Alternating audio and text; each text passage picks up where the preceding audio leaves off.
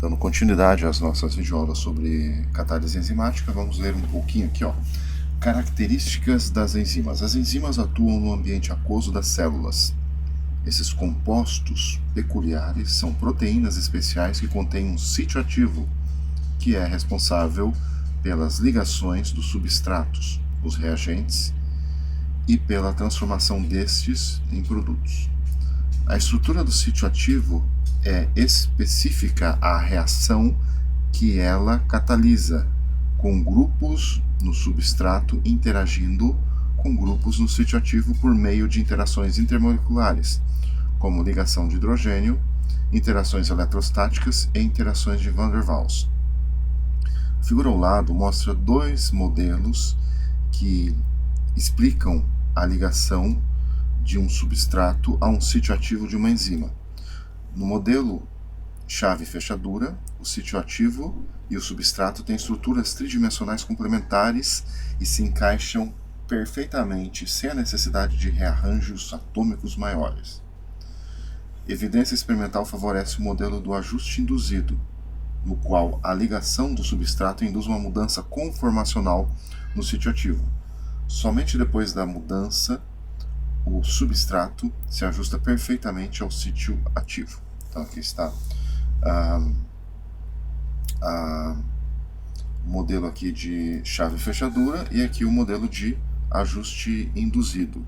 Enfim, o processo vai ser o processo de catálise enzimática vai ser bem, como diria assim, específico, né? As enzimas são desenhadas para atuarem num número limitado de moléculas, ou talvez essa não seja a melhor afirmação, mas enfim, a enzima vai catalisar uma reação e vai ser específica para atuar em determinados substratos.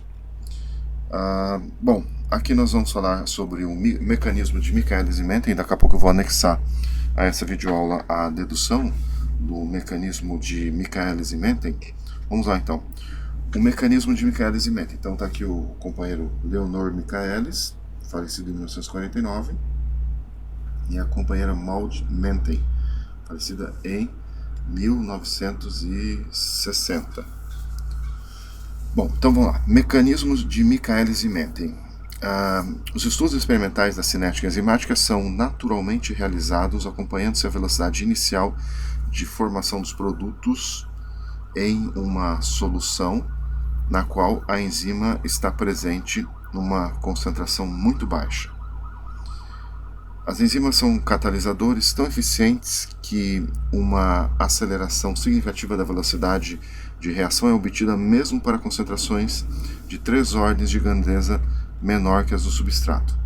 As características principais de muitas reações catalisadas por enzimas são mostradas na figura 5. O que tem aqui essa tal figura 5 que eu não estou achando aqui?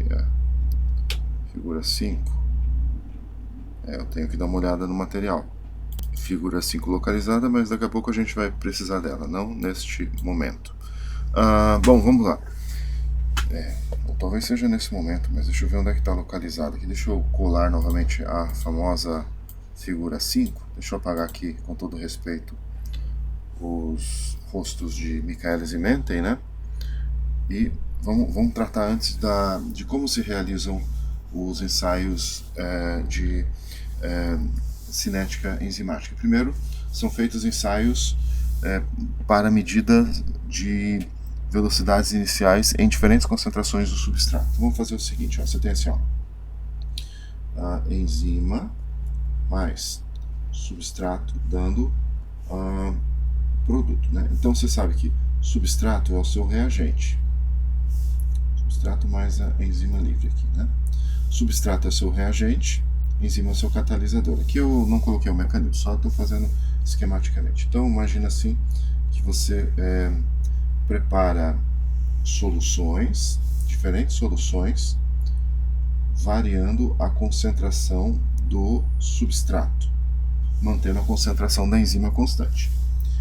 Então vejamos aqui eu tenho tempo E eu poderia pegar aqui, por exemplo, a concentração do produto. Digamos que você vai acompanhar a elevação da concentração do produto com o tempo, variando a concentração inicial do substrato. Você sabe que aumenta a concentração do reagente, aumenta a velocidade da reação. Então, você faz o primeiro ensaio.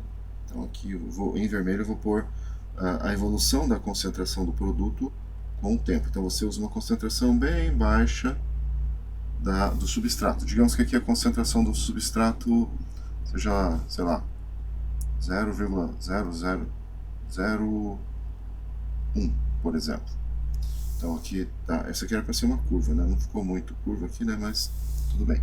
Aí você traça a tangente aqui no tempo zero e você vai ter a velocidade inicial a essa concentração do substrato. Aí você faz um outro ensaio, muda a concentração do substrato, aumenta a concentração do substrato e verifica como varia a concentração do produto com o tempo.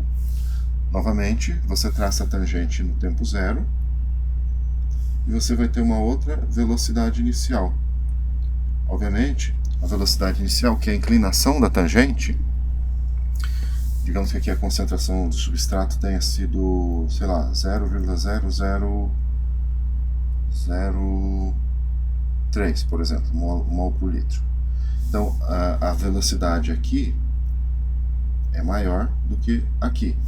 Então, agora você faz um outro ensaio, numa outra concentração do reagente. Então, por exemplo, a concentração do reagente, o substrato, 0,00, sei lá, 001, por exemplo. E aí você traça novamente a tangente. E aqui você tem uma nova velocidade inicial.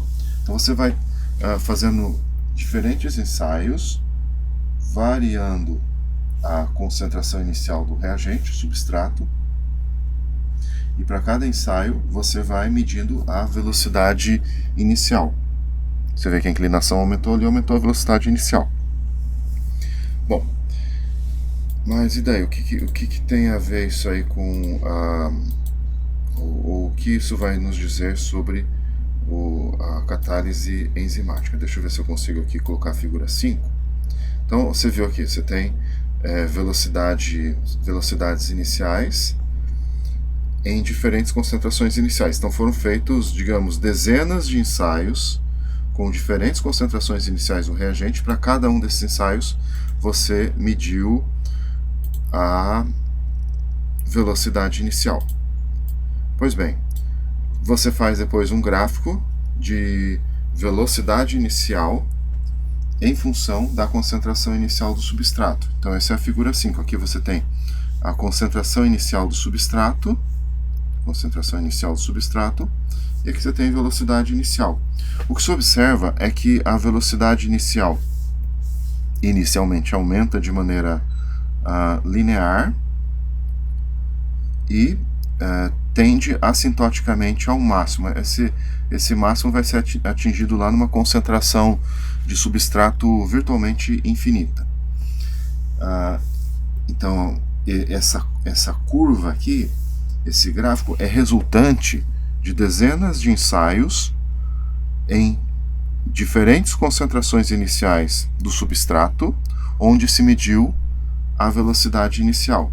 Então, a velocidade inicial aumenta com a concentração inicial do substrato. Esse aumento inicialmente tende a ser linear, depois não mais. E aqui, quando a velocidade máxima é atingida lá na concentração infinitamente alta, lá assintoticamente, né? Então, numa concentração muito alta. Quando a velocidade inicial for igual a metade da velocidade inicial máxima, que essa que seria atingida assintoticamente, então a concentração aqui vai ser igual a Km, que é a constante de Michaelis-Menten. Vejamos aqui, então, para uma dada concentração inicial do substrato, a velocidade inicial da formação do produto é proporcional à concentração da enzima. Sim, então você duplica a concentração da enzima, duplica a velocidade inicial. Só que nesse caso aqui desse gráfico foram variadas apenas a concentração, ou foi variada apenas a concentração do substrato. A concentração da enzima foi mantida constante. Mas enfim, se você aumenta a concentração da enzima, aumenta a velocidade da reação. Para um dado valor da concentração inicial da enzima e para valores baixos da concentração do substrato, a velocidade de formação do produto é proporcional à concentração do substrato. Então a velocidade aqui inicialmente aumenta com a concentração do substrato. Para um dado valor da concentração da enzima e outros valores da concentração inicial do substrato, a velocidade de formação do produto é independente, atingindo o valor da velocidade máxima. Enfim, a velocidade máxima é atingida quando a concentração do substrato é muito alta, de modo que todos os sítios ativos da enzima estarão ocupados. Em outras palavras, a enzima vai estar trabalhando a todo vapor. Espero que tenha sido claro essa videoaula, né? E já está um pouco longa. Para a próxima videoaula nós vamos fazer a dedução da equação de Michaelis e Menten. Aguardem.